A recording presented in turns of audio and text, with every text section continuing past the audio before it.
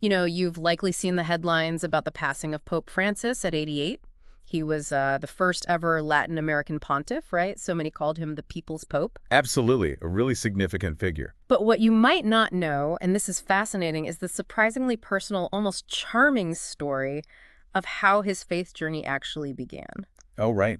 There's that story. Yeah, that's one of the paths we're exploring in this deep dive. And alongside that, we're looking at the unfolding, centuries-old process of how his successor gets chosen. Two quite different stories, but intertwined in a way. Exactly. Both really incredible, and we're drawing heavily from recent reporting in the Indian Express for this. It truly is a remarkable juxtaposition, isn't it? Yeah. Thinking about those really personal roots of a global leader's calling, and then setting that against this grand, almost theatrical tradition of the conclave. Yeah. It really highlights the human story within such a massive institution. Okay, so let's dive into that first story, the very beginnings. His vocation, it seems it all started with a childhood connection, a girl named Amalia in Buenos Aires. That's the one. They were neighbors, I believe, on Membriller Street. Right.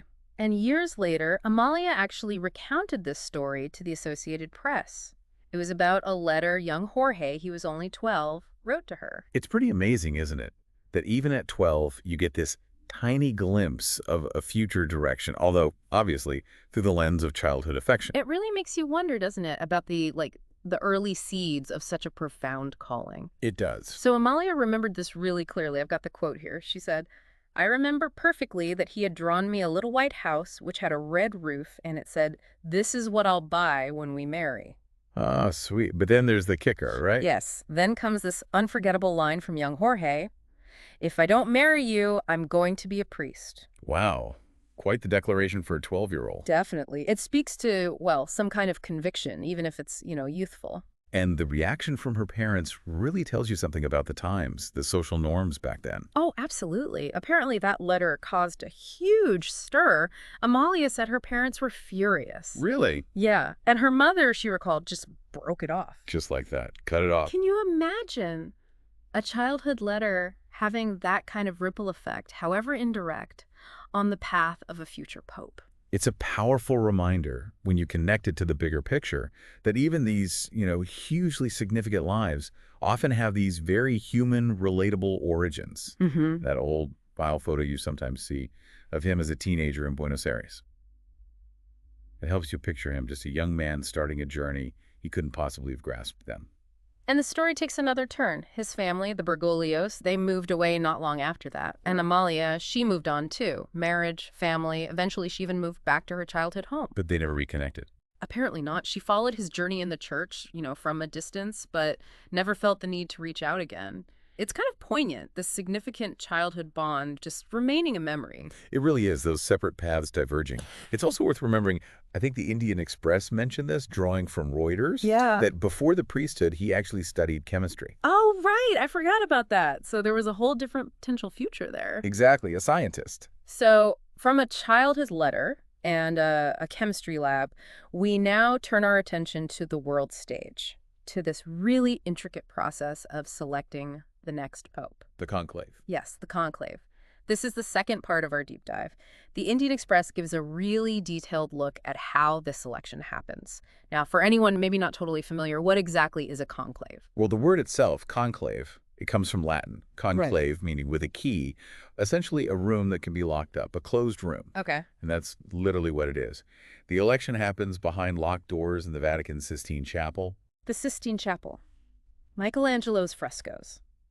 An incredible setting for such a huge decision. Absolutely iconic. And the people making this decision, they're the members of the College of Cardinals. Tell us a bit about them. These are very senior figures in the church. You'd recognize them by their scarlet robes. And crucially, each pope personally chooses these cardinals. They're his closest advisors, but most importantly for this, They elect the next pope. exactly, they elect the successor. But there's an age limit, right, for voting. Yes, that's key. A cardinal has to be under 80 years old to actually cast a vote. Right. So out of the current college, how many fit that bill? Well, right now, the college has 252 members in total. Of those, 138 are under 80, so 138 electors. Okay, and what's really striking, the Indian Express points this out, is how diverse this group is now. Hugely significant. This upcoming conclave is expected to be the most diverse in the church's entire history. Which is a massive shift from how things used to be. Oh, absolutely. For centuries, the college was overwhelmingly European, particularly Italian. Right. It actually wasn't until 1903, in that papal election, that the first non-European cardinal even voted.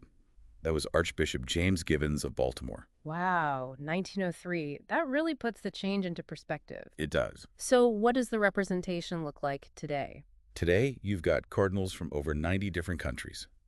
90. Incredible. And another important factor, Pope Francis himself appointed nearly 80% of the current electors. Nearly 80%. That could definitely shape the outcome, couldn't it? The direction. It certainly could. It reflects his vision for a more global church. Now, this whole conclave process, it wasn't just invented recently. It has really deep historical roots. Oh, yes, very deep. The formal tradition, the rules for the conclave, were established way back in 1274. 1274. Why then specifically? It was under Pope Gregory X, and it was a direct reaction to the previous papal election, which had dragged on for almost 3 years. 3 years. Okay, I can see why they wanted a better system. Exactly.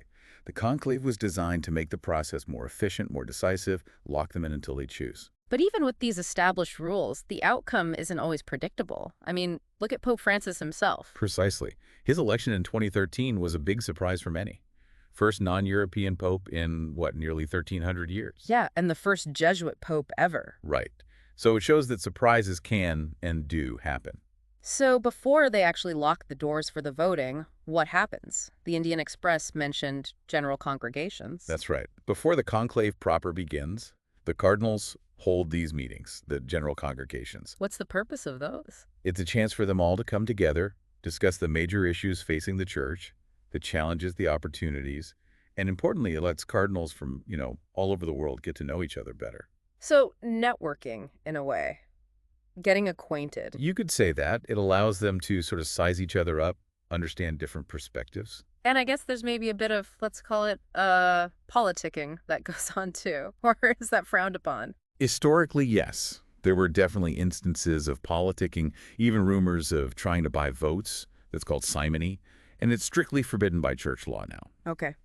Today, actively campaigning yourself is really frowned upon. It's seen as inappropriate.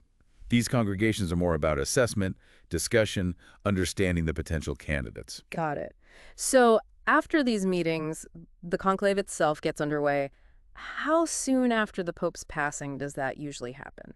Generally, the time frame is about 2 to 3 weeks after the papal funeral. Okay. That gives time for mourning, for cardinals to travel to Rome from all corners of the globe, and for those general congregations to take place. And then the moment arrives, the start of the conclave. Can you paint a picture of that? The cardinals going into the Sistine Chapel. It's a very solemn, very symbolic moment. They process into the chapel, which, by the way, has been swept for bugs. Electronic jamming devices are active to prevent any outside communication. Right, total secrecy. Total secrecy. As they enter, they chant this ancient Latin hymn, Veni Creator Spiritus, Come Holy Spirit, asking for guidance. Then each cardinal places their hand on the Gospels and takes a formal oath. They swear to maintain absolute secrecy about everything that happens inside. And then comes that famous Latin phrase. Extra omnes. Meaning? Everyone out. The master of papal liturgical celebrations says it, and anyone not directly involved in the voting secretaries, staff, doctors, etc. has to leave. And the doors are locked. The doors are locked, and the voting can begin. Okay, let's get into the voting itself. How does that work? How are they seated? Who's in charge? So the cardinals are seated inside the chapel according to their rank. Traditionally, the dean of the College of Cardinals presides. But the current dean, Cardinal Ree, he's over 80, right? So he can't vote. Correct. Since Cardinal Ree is over the voting age limit, the responsibility falls to the next most senior cardinal elector. In this case, that would be Cardinal Pietro Parolin, the Vatican's Secretary of State. Okay, Parolin leads. Then what? Then they choose 9 cardinals by lot, randomly. 3 act as scrutinizers. They're the ones that count the votes. Got it. 3 are infirmari, who collect ballots from any cardinal who might be sick and unable to leave their room within the Vatican. Makes sense. And the last 3 are revisers, who double-check the vote count done by the scrutinizers. Okay, it seems thorough. And the actual casting of the vote? Each cardinal gets a ballot paper. They write the name of their chosen candidate on it, trying to disguise their handwriting. Then one by one, they walk to the front, hold up their folded ballot so it can be seen, place it on a small plate, a paten that sits over an urn. And they say an oath? Yes. As they use the paten to tip the ballot into the urn, they recite this very solemn oath in Latin. It translates to, I calls my witness, Christ the Lord, who will be my judge, that my vote is given to the one who before God I think should be elected. Wow. That's intense. A very serious moment. Deeply personal, deeply serious. And they need that 2/3 majority to elect a pope? What happens if no one gets it on the first try? That's right. 2/3 is the magic number. If no candidate reaches it, all the ballots from that round are gathered and burned in a special stove installed right there in the chapel. And that's where the smoke comes in. Exactly. The burning ballots produce the smoke that signals the outcome to the outside world, if it's black smoke. No pope yet. Still voting. Correct. The election is ongoing. This tradition apparently started around the election of a Benedictine faith, and nowadays they actually use chemical additives to make sure the smoke color is really clear. Oh, smart. I heard there was confusion once. Yeah, apparently during John Paul II's election, the smoke color was a bit ambiguous for a while, so the chemicals ensure clear black or clear white. So if it's black smoke, they just keep voting. How often? After the first day, if there's no pope, they can hold up to 4 ballots each day, usually 2 in the morning session, 2 in the afternoon. Right. But recent conclaves have been quite quick, haven't they? They have, yes. Both Benedict XVI and Francis were elected relatively quickly, after just a few rounds of voting. Is there a rule for what happens if it does drag on for a long time? The Indian Express mentioned something about a pause. Yes, there's a rule put in place by Benedict XVI. If, after about 13 days of voting, there's still no pope, the process pauses for a day dedicated to prayer, reflection, and maybe some informal discussion among the cardinals. A reset, kind of. Sort of. Then, after that pause, the voting changes. It becomes a runoff between only the 2 cardinals who got the most votes in the previous ballot. Okay, a head-to-head. But they still need 2/3. Yes, even in that runoff scenario, the winner still needs to secure 2/3 majority of the votes. Interesting. Some people think that rule might actually make conclaves longer sometimes. That's a point some observers make, yeah. Yeah. The thinking is it might make it harder for a compromise candidate, someone maybe not in the top 2 initially, to emerge later on. History shows conclaves can vary wildly in length, right? Oh, absolutely. The Indian Express noted some examples. You have really short ones, like Pope Pius XII in 1939, just 3 ballots. Very. But then you have the longest on record in 1740, electing Benedict XIV. That one took, wait for it, 181 days. 181 days, half a year. That's unbelievable. Shows you how complex and potentially deadlocked the process can become. But eventually, hopefully much faster than 181 days, someone gets the 2/3. What happens right then, in that moment? Once a candidate hits that magic number, the dean, or cardinal parolin in this case, goes to him and asks 2 crucial questions in Latin. Okay, what are they? First, do you accept your canonical election as supreme pontiff? Basically, do you accept being pope according to church law? And he says yes. If he says, accepto, I accept, at that exact moment, he is the new pope. Yeah. The authority passes instantly. Wow. And the second question? By what name do you wish to be called? The choosing of the name. And right after that? White smoke. The ballots are burned again, this time with the chemicals to make clear white smoke, signaling to the crowds in St. Peter's Square and the world. We have a pope. We have a pope. Habemus Papam. And choosing the name, that first act, is so significant. Pope Francis's choice obviously resonated hugely. It really did. Jorge Mario Bergoglio choosing Francis, the first ever Pope Francis. It was a powerful statement right from the start. How so? What does the name choice usually signify? Well, it often gives a big clue about the direction the new pope wants to take.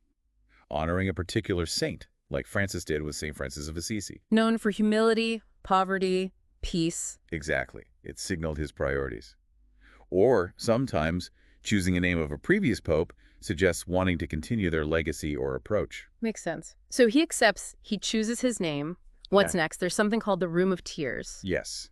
After accepting, the new pope is led to this small room just off the Sistine Chapel, the Sala della Creme, Room of Tears. Why that name? It's supposedly a place for him to have a private moment, just to reflect on the immense weight of the office he's just accepted. It said many new popes are deeply moved, even to tears, in that room. I can imagine the enormity of it all. Exactly. And it's there he also puts on the papal vestments for the first time, the white cassock and other symbols of his office.